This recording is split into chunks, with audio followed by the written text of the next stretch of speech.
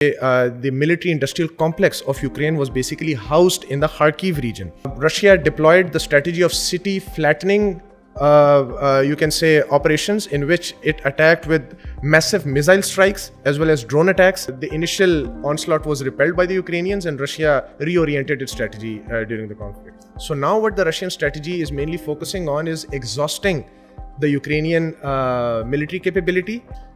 The Ukrainians think that they can still win the war, but the facts on ground tell a different tale of the military assistance that was being given to other important US allies like Israel. But first you have to understand that the Chinese peace plan is not the first peace plan that has been offered or presented by any particular country with regards to the Ukraine conflict.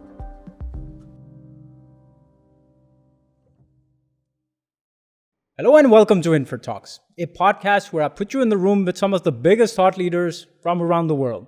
Today I'm joined by a Russian expert who happens to know and understand the Russian foreign policy and its security policy in quite an authoritative manner.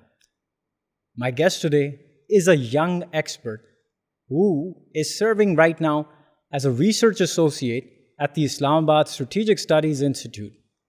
My guest today is Mr. Taimur Khan. Taimur, welcome to InferTalks. Thank you for having me.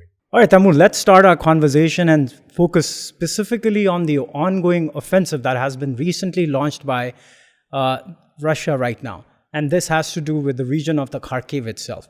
And as we speak, we've seen in the very recent days, the US Congress actually come up with a move to, go ahead and sanction a new military aid for Ukraine itself. But before I come to that, I want to sort of draw your attention to this very recent offensive. And while Ukraine is trying to, repel this attack, there's other experts who actually say that perhaps the intention of Russian forces is to actually draw forces away, Ukrainian forces, away from the region of Pokrovsk and Chasiv Yar. I hope I've gotten the pronunciation correctly.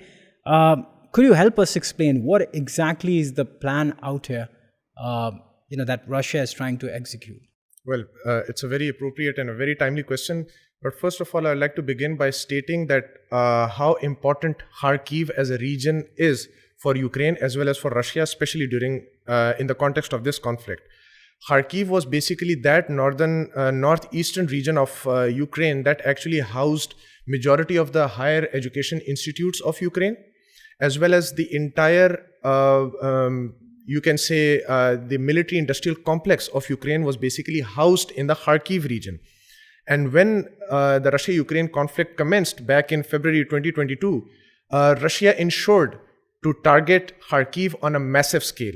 Russia deployed the strategy of city flattening, operations in which it attacked with massive missile strikes as well as drone attacks and heavy artillery firing in order to attack the military-industrial complex of Ukraine so that it can damage the ability of the Ukrainian military in order to rehaul or repair all the damages that might be done to its equipment and its weaponry, and also its production capacity in the coming days of the war. So Kharkiv was flattened entirely in the initial months of the conflict. But now coming back to the current offensive that is currently taking place in Kharkiv region. Before you come to that, there's one thing that I think the audience might benefit from is the fact that Ukraine, in the initial stages, was able to repel back that attack quite successfully and reclaim their territory. Of course, because Russia also changed its strategy. Because in the initial months, or I should say in the initial weeks of the conflict, Russia was full of overconfidence about its military power and strength and underestimated the Ukrainian resolve in order to defend its homeland against the Russian aggression. So what Russia adopted was a blitzkrieg strategy. It from the get-go, it went for the jugular of Ukraine, started to attack Kiev and all the northern regions, and it thought that it will be able to take over Kiev in a matter of weeks and then topple the Zelensky regime and then install somebody or change the entire dynamic of the Ukrainian government that was in place at that time. But that was not the case. The Europeans, the European and the American allies of Ukraine, they all came together very quickly. They supplied Ukraine with the significant armory and also the financial and humanitarian assistance.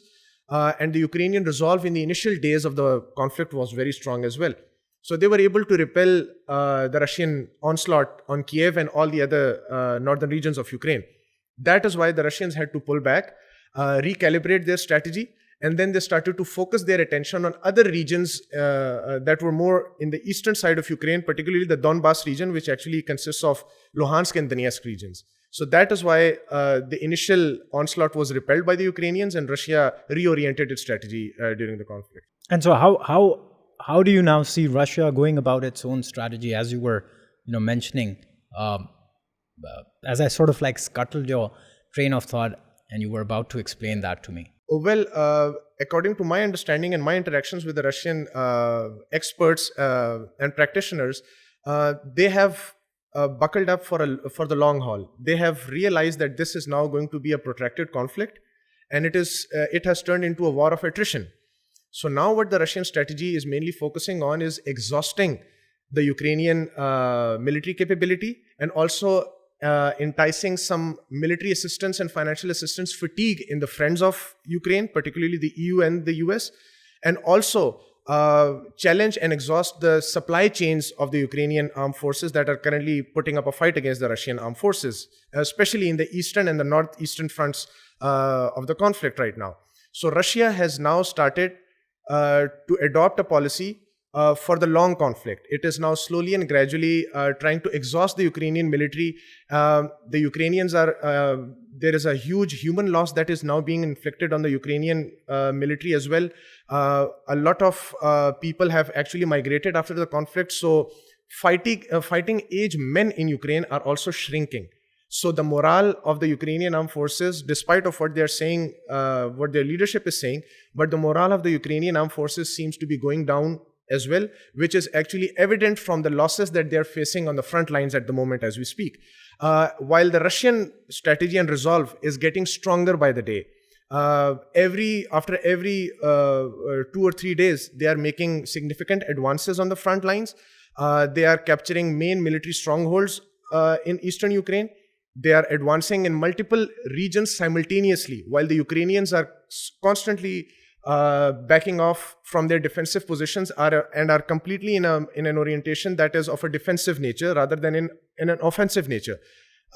They were trying to regain some of the lost territory by highly promoted counteroffensives, 2 of them which have already taken place, and now a third one is being prompted up, especially after the military aid package by the US that you currently mentioned. But I don't think so that it is going to make any significant impact on the battlefield as we speak right now.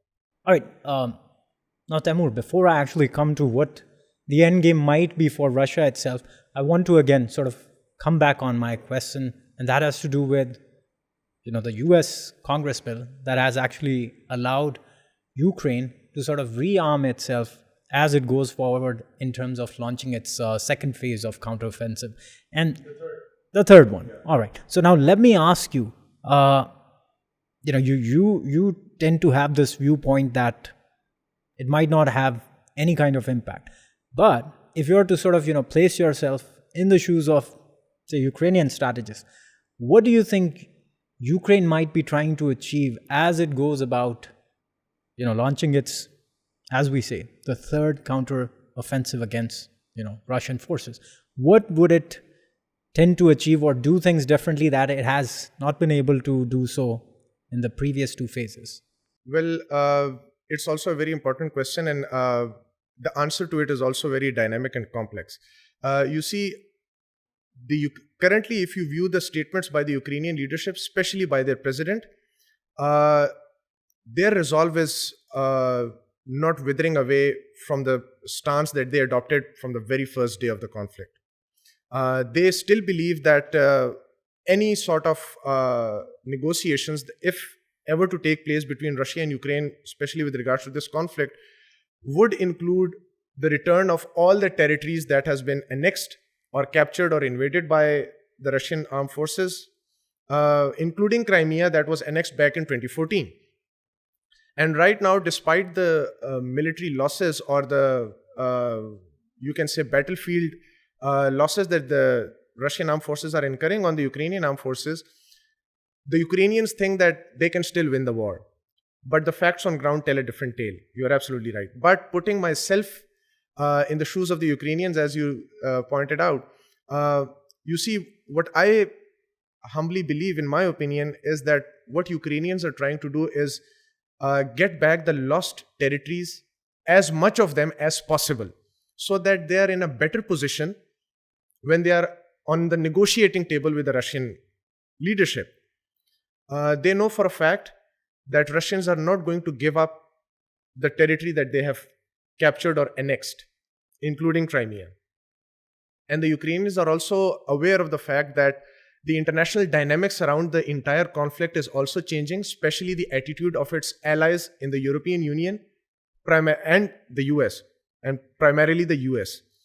The shift in attitude was realized, especially during the Congress debates when it came to approving the current military assistance to Ukraine, which thankfully was approved because it was combined with military assistance to other US allies, including Israel as well. So Ukrainians should be thankful that their military assistance was actually combined with that of the military assistance that was being given to other important US allies like Israel. Otherwise, I believe that the Republicans were fighting tooth and nail to stop any sort of military assistance to Ukraine, because they believe in a very strong manner that Ukrainian armed forces are unable to achieve any victories on the battlefield despite all the billions of dollars that have been given to them by the US and the EU. And the Ukrainian morale is going down, and President Zelensky, his attitude and his demands with regards to negotiating with Russia are also unrealistic. So the Ukrainians right now have realized that very soon they will return to the negotiating table, because there is not going to be any settlement whatsoever on the military terms, but it can only be achieved through political means, and they will have to return to negotiations with the Russian Federation. So what they are trying to do is to achieve as many successes on the battlefield so that they are in a better position to negotiate with the Russian Federation when they return to the negotiating table. So that's all that they are doing. They know that they cannot break the resolve of the Russian armed forces or their leadership.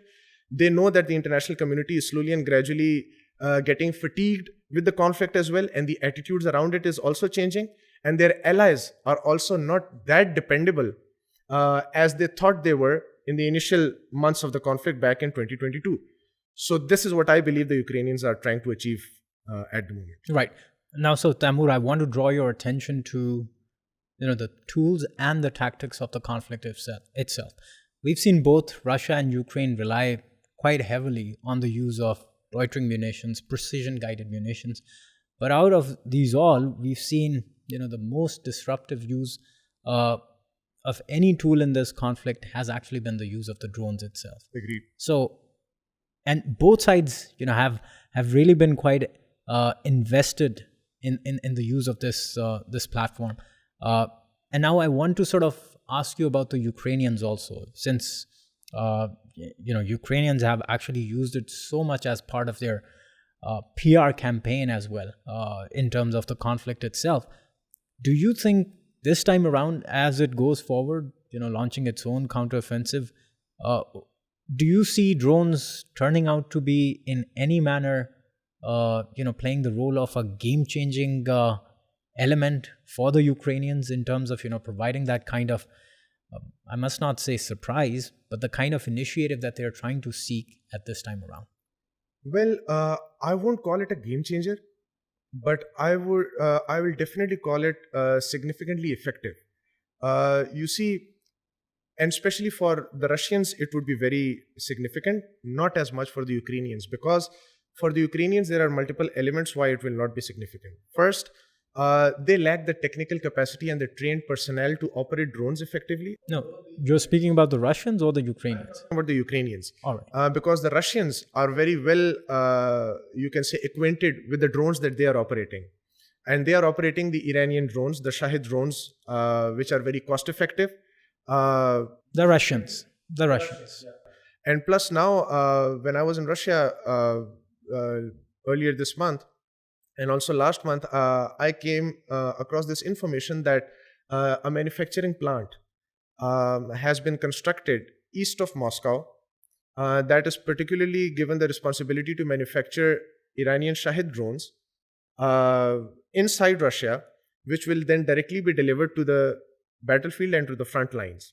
So the supply chain that was first getting initiated from Iran through the Caspian Sea, through Azerbaijan, and then entering the Russian Federation, and then onwards to the front lines, that technology is now being quickly manufactured cost effectively inside of Russia with the help of Iranians, and now directly being supplied to the front lines. So the logistical barriers that Russia was facing initially in order to quickly provide their armed forces with the drones and the drone capability that they were requiring has also been complemented, while the Ukrainians are still facing delivery problems from the Turkish because they are using the Bayraktar drones that are manufactured by Turkey, and they are also very expensive as compared to the Iranian manufactured Shahid drones. But apart from that, Taimur, there are also there's been quite a heavy use of small scale drones. And when I say small scale drones, we're speaking of first person view drones, which have been sort of modified and equipped with small arms in order to sort of use it at a very minimal scale. And quite to the contrary, Ukrainians have been quite effective in terms of using those kind of drones. Do you think even if they were to rely on such small scale drones, would it still have any kind of impact, or do you think that might still not have an impact? That's one question. The other question I want you to address is that Russia itself does have quite a good capacity in terms of building its own loitering munition. I'm sort of unable to right now recall the name of the particular platform, but it's still been used even in a limited form within this conflict itself against Ukraine. So why not rely on that, double down on that instead of relying on the Shahid drone? Well, first, I'll answer your first question before I answer the second one. You see, in the initial part of the conflict, Ukraine's use of drone technology was effective against the Russians. But as soon as the conflict progressed, Russia developed anti-drone capabilities as well as made huge advances in initiating electronic warfare. As of from 4 to 5 months ago, Russia deployed new technologies on the front lines, which actually initiated a new phase in the conflict, especially with regards to anti-drone technology and electronic warfare. When I was in Moscow, as I mentioned before, we were taken to a Skoltech University. It was an information technology and scientific university, one of the finest in Russia. And there they were having this technological exhibition where they were displaying the kind of advances they have made in drone technology and anti-drone technology and electronic warfare. And they showed us different demos along with the live footages of the battlefield in which the Russian forces were successfully downing all the drone attacks that were being initiated by Ukraine, especially by using the Bayraktar drones. And they were extremely effective and rendering the Ukrainian onslaughts through drones ineffective. Yes, Ukrainians have achieved certain successes, as I mentioned initially, by using the Bayraktar drones, especially in the Crimean theater, where they were attacking Sevastopol seaport, which was the major Black Sea port for the Russian Navy, and also in the close by border regions of Russia, such as Rostov-on-Don, and there were 2-3 other regions that are bordering Ukraine, but no significant targets were achieved at all by the Ukrainian drone attacks. There were few drones that actually made it to Moscow, but they were also downed by the air defenses of Russia effectively, without creating or posing any sort of a significant threat to Russian defenses or Russian, you can say, value targets. But Russia, on the other hand, have used the Shahid drones very effectively, primarily for actually locating the positions of the Ukrainian armed forces and then using that information to precisely target the Ukrainian frontline contingents, which has actually forced the Ukrainian armed forces to pull back significantly from the front lines. So, in my humble opinion, I'll stick to my previous assessment that yes, Ukraine has used it effectively during the initial phase of the war, but as the conflict progressed, Russia gained a significant tactical and technical advantage over the Ukrainians with regards to the drone warfare is concerned. Now, I want to sort of draw your attention away from what has been happening right, within the battlefield, and I want you to sort of step back now. And this is where I sort of want you to focus on the role of China itself. China has actually come up with this, peace plan to help Russia and Ukraine in terms of resolving its conflict. And to our surprise, President Putin has actually termed it as a genuine desire to end the war in Ukraine. Do you think that the peace plan will actually gain much needed traction from Ukraine, as well as Ukraine's allies, especially the US and the EU? And apart from that, I would also want you to sort of ask, what does an end game really look like to you in a very dispassionate manner? I mean, if you were to objectively look at it, without providing a perspective in terms of, what might benefit Russia, what might benefit Ukraine, what could sort of like a pragmatic approach to resolving this conflict really look like? Well, interestingly, the Chinese part is very significant, you see. But first, you have to understand that the Chinese peace plan is not the first peace plan that has been offered or presented by any particular country with regards to the Ukraine conflict. Before the Chinese peace plan, President Zelensky of Ukraine gave his own peace plan, which had 10 points. And then China came up with its own 12-point peace plan. And then the African Union, several countries of the African continent, they got together and they also went to Russia, first went to Ukraine, then went to Russia, presenting their own peace plan to resolve the conflict. And majority of the points of the Chinese peace plan and the African peace plan were similar, especially with regards to cessation of hostilities, a return of prisoners of war, and then having a political negotiated settlement of the conflict. However, the African peace plan didn't get any traction at all. The Chinese peace plan, on the other hand, received a lot of attention, especially from Russia and Ukraine as well. And that is only because China is a major global player. It has a lot of stakes in the entire region, particularly economic and strategic stakes. So yes, because of the strategic relationship that now Russia and China share with each other, especially after 2022, Russia gave a very positive response to the peace plan given by the Chinese. However, similar response was not received by the Chinese peace plan from the Ukrainian side, because the Ukrainian side has taken some very strong positions for any sort of peaceful political negotiations regarding the conflict to take place in the first place. It demands the return of all Russian forces from all the Ukrainian territories, including Crimea. And President Putin has categorically rejected both of these points.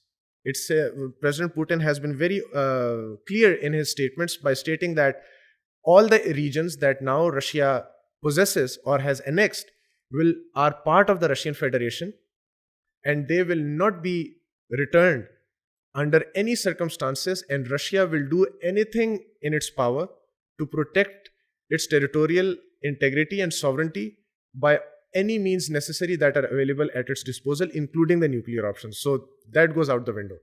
And currently, President Zelensky said that for any peace plan to take place, these 2 points have to be ensured first, and then we can move forward. So for your first part, that whether this peace plan will materialize or will it be taken seriously or not, I don't see any bright prospects for it in the near future, at least, because like I mentioned, that the situation on ground, nobody has a clear tactical and technical and strategic advantage, be it Russia or Ukraine. Small advantages do take place every now and then, but there's no significant advantage to either party. That is why both of them are, for the lack of a better word, non-serious with regards to any sort of peace plans that are being offered to them. Ukraine knows that if it succumbs to the pressure and goes for any peace plan being offered, it will lose a significant part of its territory. Plus, Zelensky also fears that if he agrees to any sort of this plan, it will be political suicide for him. And then the Russians, they know that the Ukrainians are currently on the defensive and they are at a definite advantage right now. So they believe that it would be counterproductive to their interests to agree to any sort of a negotiation or a peace plan which will actually ask them or demand of them to give away any territory that they have annexed or to give up any advantage that they have acquired since February 2022. So I don't see any bright prospects for any sort of peace plans to materialize in the near future. Can you please repeat your second point? What I see in the future, a very dispassionate analysis on my part.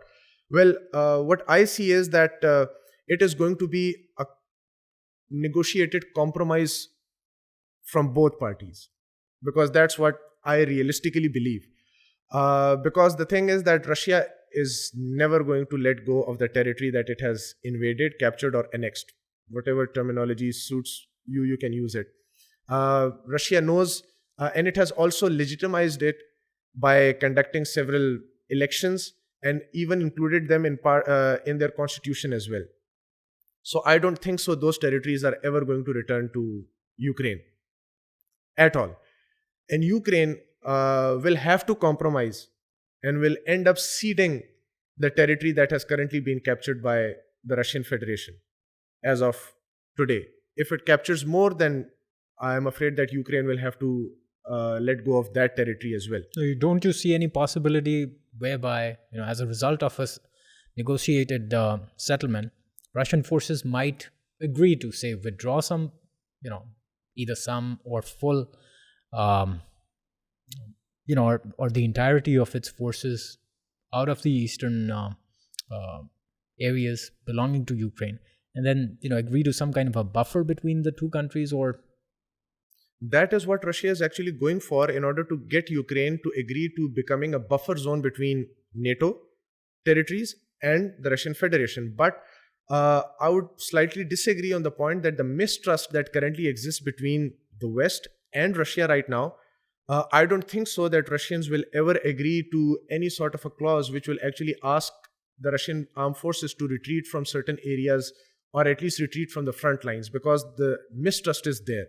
There have been 4 to 5 eastward expansions by NATO ever since the Soviet Union disintegrated, despite several verbal guarantees given by the West to Russia that it will not expand eastwards. But it did. And President Putin has constantly reiterated this point that the mistrust is so large that I just cannot bring myself up to the conclusion that I can trust the West any longer. So, in order to protect my own territorial integrity and national interests and sovereignty, I will do what is best for my national interests. So I don't think so that, given the current position and the advantageous position that Russia currently holds, Russia is ever going to agree to any sort of a plan where it will actually have to pull back. Yes, I do agree that Russia might give some security guarantees to Ukraine that such aggression will not be enacted again in the future if Ukraine decides to slightly modify its policy orientation with regards to Russia. But then Russia will also ask Ukraine to give guarantees, to reciprocate the guarantees for Russia, that it will not become a part of EU or NATO and become a national security threat to Russian Federation, which Ukraine at the moment is currently denying outrightly, that Ukraine is a sovereign country and it is its decision what it wants to do with its future. And it is the only decider of its national security interests and its future. So it is currently a stalemate.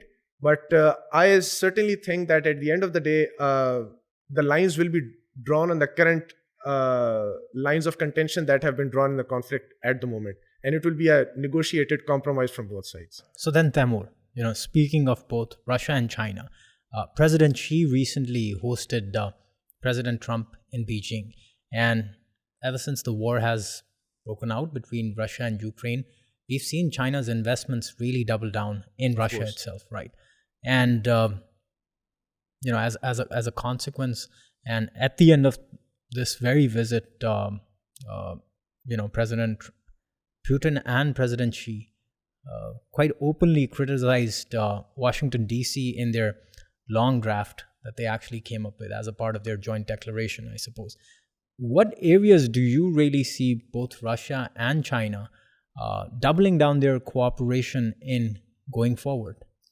Well, as per my knowledge, Russia and China are already dealing in a plethora of, they are cooperating with each other on a plethora of issues and fields, from economy to politics to strategy to military.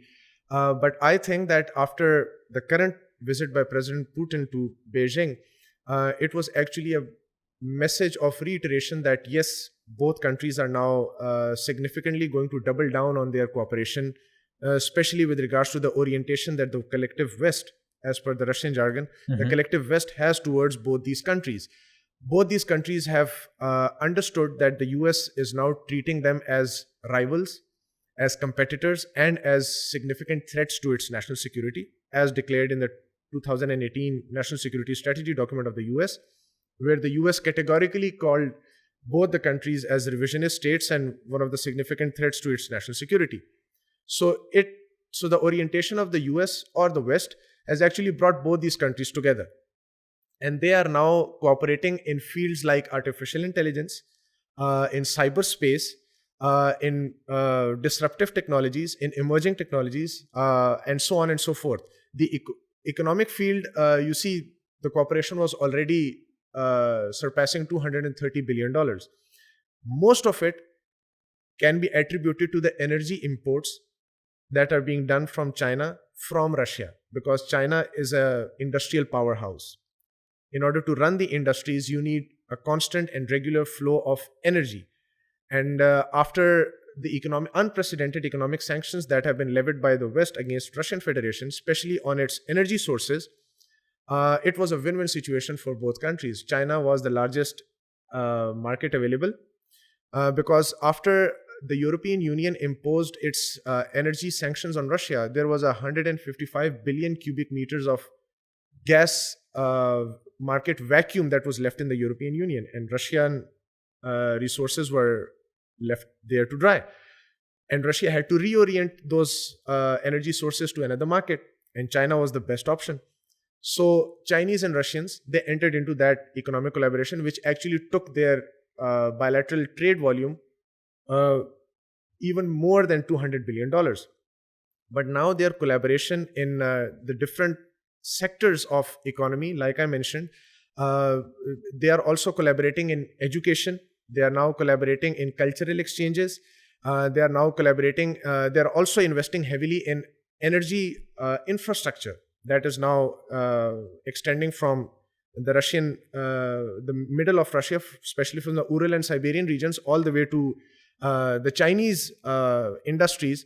So there are several other sectors that now they are also exploring. Like I mentioned, in the technology sector, in the economic sector, they were already collaborating significantly. But what about the military to military cooperation between the two countries? Well, they were rarely having joint military drills and military exercises bilaterally, as well as through multilateral formats as well. On multilateral platforms, they were collaborating and training with each other through the SCO format. But now they have engaged in several bilateral military exercises and military to military and military technical cooperation agreements as well. They are now having a significant exchange of advanced technologies with each other.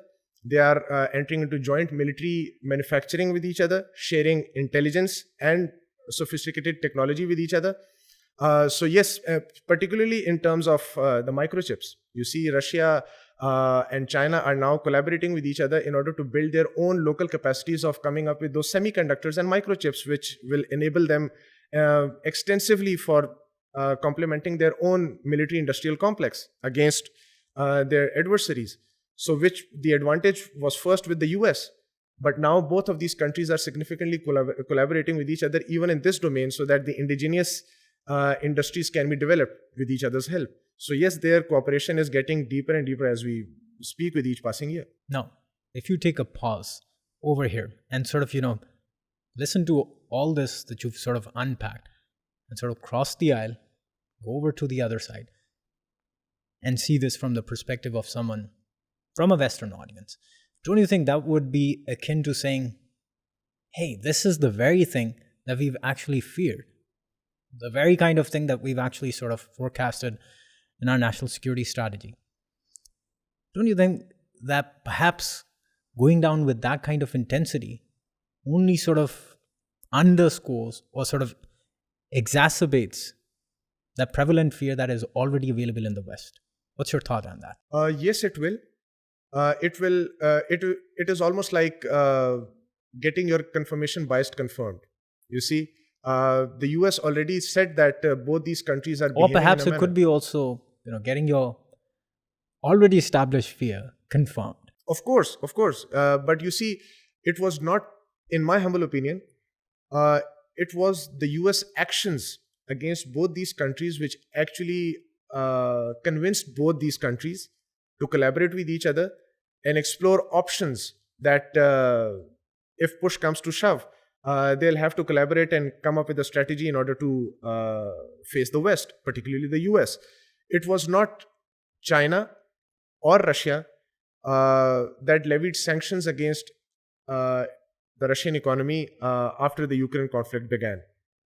Russia has constantly been advocating for a negotiated settlement of the Ukraine conflict, but it has been the other side which has constantly been stating that no, Russia is on the wrong side and we have to get the technical and tactical and strategic advantages on the battlefield in order to make Russia make compromises on its national security interests. It has not been China which has been constantly stating that we need to de-risk and decouple our economies with regards to China. It has not been China or Russia or their partners which have been making egregious and very aggressive statements against Chinese projects like the BRI.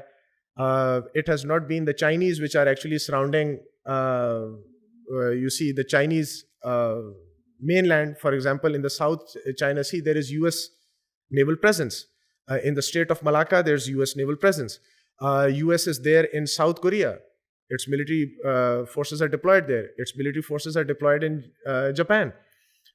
So you see, the US is the one that has adopted a policy orientation and a military orientation, which is actually creating a very significant strategic dilemma, or strategic, you can say, a security dilemma for China and Russia. The Chinese forces are not present anywhere near the US mainland. It has not been the Russians who are present anywhere near the US mainland or posing any significant threat to US interests overseas as well. But in fact, the story has been the other way around. So yes, you can say that for many of the US policymakers, the threat emanating from China and Russia and their eventual collaboration with each other does raise concerns inside of the US, but US needs to introspect as well, that it has not been their actions, but rather the US actions itself, which has actually created a significant security dilemma for both these countries and convinced them to come up with a policy orientation in order to put up a strong defense against whatever the US is doing against them. And it has been the US actions that has actually brought them together. Right. And now let's continue to look at the big picture. On one hand, we have the Russia-Ukraine conflict ongoing. On the other hand, we see Russia and China coming close together. And then on the other hand, we have the region of South Asia itself, where we have China and India entangled in territorial disputes itself. And then at the same time, you see China getting so heavily invested in Russian energy infrastructure itself. And it has sort of doubled down, in that very industrial sector itself. While one can also say that, India has been heavily benefiting from Russian oil imports and gas imports also.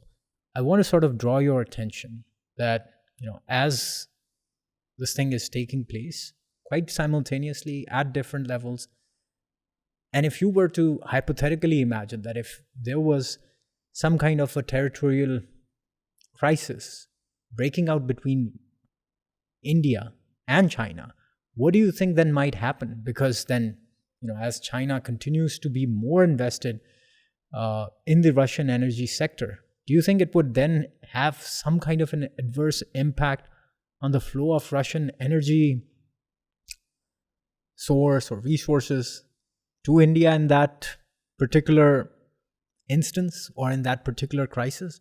And what could that also mean for Europe? It has been so much heavily reliant on India, which is sort of working as a third-party gateway to get those Russian energy resources all the way back to Europe. Well, I know it's a quite complex situation, but then I want you to... I understand. It's a very interesting question as well, and thank you for asking it. First of all, you have to understand how Russia deals with or responds to its relationship with with India and China.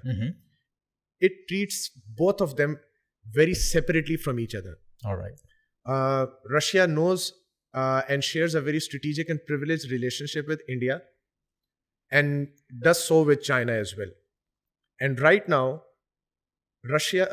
India and China are two countries that are significantly shouldering the Russian economy. They are actually ensuring the very sustenance of the Russian economy, especially after February 2022 when the Russia-Ukraine conflict commenced. Before February 2022, the bilateral trade between India and Russia was close to $8 to $8.5 billion. And majority of the trade deficit was on Russia's side, because Russia was importing more from India than India was importing from Russia. But after February 2022, it was decided 28 MOUs were signed in 2022 between Russia and India in multiple domains, from space to biodiversity to maritime to education to culture, so on and so forth. But when this energy crisis came about after the Russia-Ukraine conflict, India saw it as an opportunity to gain some significant revenue, because as I mentioned, that the main market for Russian energy was the European market. And after the economic sanctions, Russia had energy surplus but no markets. So India and China became the main markets for Russian energy. So in 2022, they set a target that by 2025, India and Russia are going to take the bilateral trade volume close to $30 billion. And in August 2023, their bilateral trade volume crossed $45 billion. Purely because India started to import massively cheap Russian energy after the Ukraine conflict. So Russia knows that India is a significant strategic, political, and an economic partner. Now come to the Chinese part of the equation, that before that, the bilateral trade was not even $100 billion before the Russia-Ukraine conflict. But after the conflict, now we see that $230 billion of bilateral trade volume mark has been crossed. And majority of that credit also goes to the Chinese import of cheap Russian energy. So Russia treats both these countries very separately, because both of them are strategic partners to it. Now coming to the part, if there is a territorial dispute or conflict, if it erupts, although I realistically believe that it's a long shot, but still, if hypothetically any sort of territorial dispute erupts, Russia is going to take a very nuanced, realistic, pragmatic, and an objective stance on it. It will try to convince both parties to enter into a politically negotiated settlement of their disputes and come up with the same official formal statements to secede any sort of hostilities and maintain sanity and avoid armed conflict, because it is bad for the region, national security, and so on and so forth. But I believe that no supply trade disruptions will take place if there is a territorial conflict between China and India, because the Russian supply of energy to India is seaborne. And the land routes that India is using in order to import Russian energy also bypasses the Chinese mainland, or even in the near region that is close to China. For example, the North-South transit corridor is far away from the Chinese territory, and China poses no threat to that corridor itself. So India can always use that land route to have access to and from the Russian market. And then the Russian energy imports are also taking place either through Strait of Malacca, or they are coming all the way from the Red Sea and making its way to the Indian ports. And also the Russian docking facilities that are in the Middle East are also there to supply Russian energy to the Indian market efficiently. So I don't think so that there are going to be any sort of disruptions of Russian energy to the Indian market if there is a conflict between China and India. And if that becomes the case, Russia will always try to convince both parties to resolve their issues politically rather than. And speaking of South Asia itself, do you see Russia's footprint expanding in the future, in the coming decade? Or do you think there's likely to be a bucket list of, the things, the projects, the areas where Russia and, different countries can sort of, double down their cooperation on? Or do you think there's going to be some actual progress on the ground? Well, you see, in the coming years or so, I strongly believe the Russian footprint increasing in the Asian continent, primarily in South Asia and Southeast Asia. The major reason for that is that the Europeans have almost closed all their doors that were leading towards Russia, and Russia has now realized that it is going to take a very long time in order to establish some semblance of normal relations with the Europeans as it did before the Russia-Ukraine conflict took place. So it has reoriented its economic, political, and strategic policy Asian-centric. It has realized that it is the most populous region of the world with the most number of growing economies and providing good markets for Russian export goods as well. So yes, Russia is now definitely trying to increase its footprint in the Asian continent, and in the years to come, we'll see more and more of Russian influence and Russian presence in the region. One example of it I can give you is Afghanistan. We can definitely see more and more Russian influence and presence in Afghanistan. With Iran, it already shares a very good relationship, in fact, a strategic relationship with Iran. As you are aware that Iran is one of the few countries that have actually supplied Russia with military technology and ammunition, which actually also invited more sanctions from the European Union and the United States of America, but Iran continues to do so. So with Iran, it shares a very good relationship. With China, already a strategic relationship. With India, a strategic and privileged relationship. It even shares a very good relationship with the Myanmar's military junta. You see, although it is politically and diplomatically isolated, but Russia is one of the few major countries which has actually ensured the sustenance of the military junta. It has good cordial relations with countries like Sri Lanka, with Maldives, and majority of the ASEAN countries. I think the ASEAN countries collectively are the fourth or the fifth largest trading partners of the Russian Federation, economic trading. And briefly, what about Pakistan? Now I was coming to Pakistan. Pakistan historically has been a Western-oriented country, especially during the Cold War. Owing to its own national orientation, its foreign policy and national security interests, Pakistan has always been a major US partner, which naturally kept us or made us sit on the opposite sides of the table with the Russian Federation or the erstwhile Soviet Union.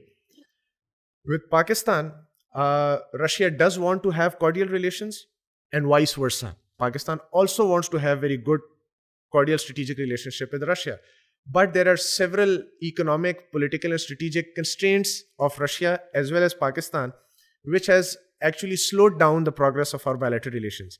So in the near future, we can see that Russia's influence in the region will increase and its relations with Pakistan will also improve significantly. I will also like to add a bit more on, the increasing Russian influence in the South Asian regions, particularly with regards to Pakistan. You see, Pakistan and Russia both share the desire to have a very strong, cordial and strategic partnership with each other. Pakistan has a lot to offer to the Russian market and vice versa. And both of them also share similar views and interests in multilateral forums like the United Nations, SCO, And now Pakistan also wants to be a part of BRICS, which was co-founded by the Russian Federation. On the Russian side, Russia is also interested for Pakistan to become a full-fledged BRICS member. But you have to understand that in order to have a more strengthened and enhanced relationship between Pakistan and Russia, there are, as I mentioned earlier, there are many strategic, political, technical, and economic constraints that are existing on both sides. You see, the economic cooperation between the two countries has huge potential, worth billions of dollars. But it was only in December 2023 that the bilateral trade volume reached the mark of $1 billion, which is a very humble mark to achieve, you see. And then again, the trade deficit is on part of Pakistan. Pakistan is not even importing, as per my knowledge, close to $80 million worth of goods and equipment, exporting $80 billion worth of $80 million worth of goods to Russia, while the remaining part of the $1 billion is being imported by Pakistan from the Russian Federation, most of it again going to the energy imports that Pakistan is making from Russia. But then again, Pakistan is not able to import as much of Russian energy as is required. Why? Because Pakistan lacks the technical and technological capacity to efficiently refine the Russian crude in its own refineries, which again requires foreign direct investment and then increasing of technical and technological capacity of our refineries in the country, which we are lacking right now.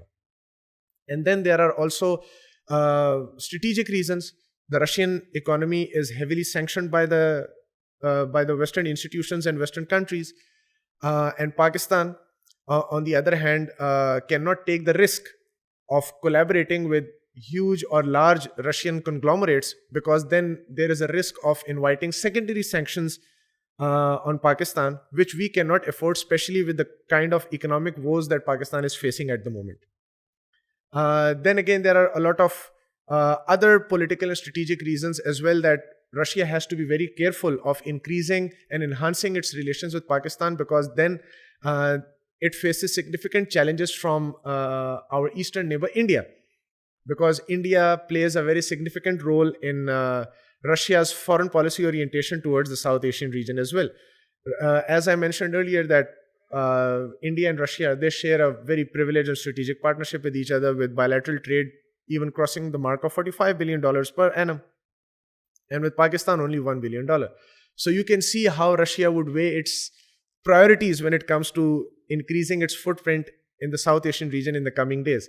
So I believe that if Pakistan wants to enhance its relationship with Russia, it has to go for internal balancing on its part. It has to increase its industrial base. It has to strengthen its economy. It has to make its market more attractive for inviting more Russian investment.